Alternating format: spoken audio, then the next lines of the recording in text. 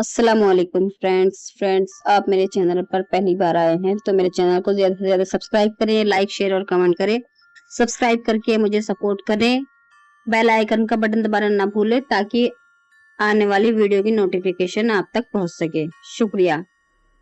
यह कहानी है एक ऐसे राज्य की जहां रानी के विवाह को लेकर एक रहस्य गहराया हुआ था।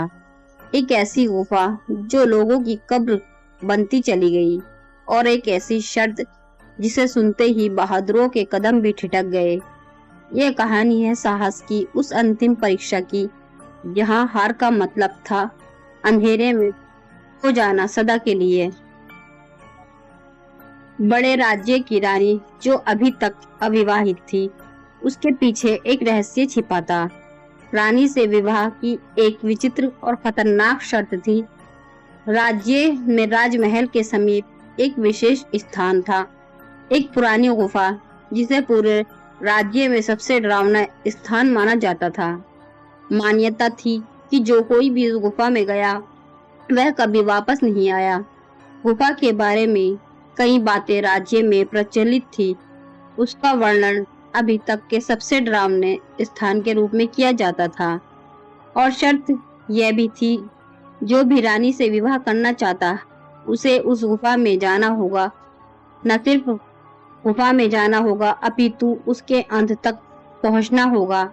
एक और आश्चर्यचकित रहस्य यह भी था कि जो भी व्यक्ति वहां पहुंचेगा उसकी तस्वीर पहले से उस गुफा के अंत में लगी है।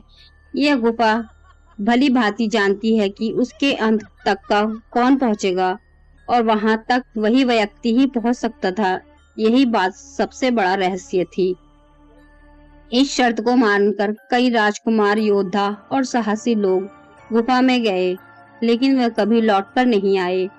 उन्हें लेने भय के कारण कोई नहीं जाता भी नहीं था। जो गया वह वहीं का होकर रह गया। उनकी किस्मत वही गुफा है कि अंधेरी परछाइयों में खो गई। अब ऐसे बहुत ही कम लोग थे जो रानी से विवाह का सोचते थे, परंतु एक दिन एक साहसी और धैर्यवान राजकुमार ने इस चुनौती को स्वीकार किया। उसने भरी सभा में उस गुफा में प्रवेश करने की चुनौती को स्वीकार किया। उसे इसके होने वाले खतरों से अवगत कराया गया, परंतु उसका निश्चय दृढ़ था। उसने तय किया था कि वह अब गुफा के अंत तक जाएगा। उसका उद्देश्य रानी से विवाह करना नहीं था, अपितु वो देखना चाहता था कि उस गुफा के अंत में आखिर ऐसा क्या है। वो गुफा में प्रवेश करता है। गुफा में प्रवेश करते ही उसे मृत शव के अवशेष दिखाई देते हैं। उनसे उठने वाली सड़न से उसके हाथ में जो लालटेन थी वो भी बुझ गई। उसने अपनी बुद्धि का प्रयोग किया। उसे ज्ञात हुआ कि गुफा में इस छोर पर उपयुक्त हवा नहीं है, जो है वो दूषित है।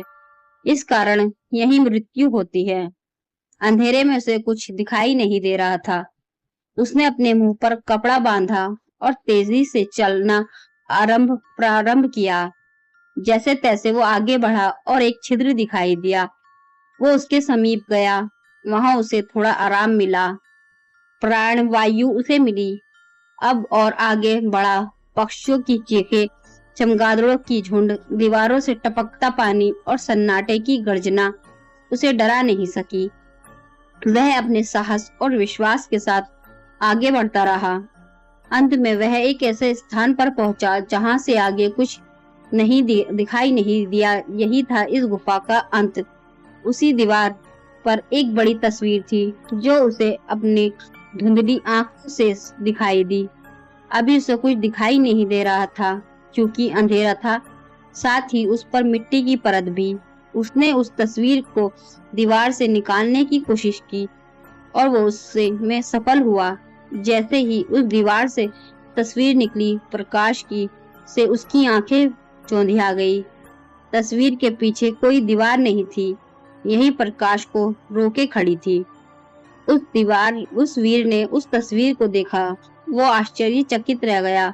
वो तस्वीर उसकी नहीं थी, वो तो दर्पण था जिसमें उसका प्रतिबिंब दिखाई दे रहा था। यहाँ एक दर्पण था जिस में जो भी यहाँ पहुंचता उसका प्रतिबिंब दिखाई देता। उसके साहस और नियति ने मिलकर उसे उस दर्पण तक पहुंचाया। वह गुफा से बाहर लौटा जीवित। उसने रानी से विवाह किया। फ्रेंड्स, आपको ये कहानी पसंद आई है तो मेरे चैनल को ज्यादा से ज्यादा सब्सक्राइब करें, लाइक शेयर और कमेंट करें। शुक्रिया।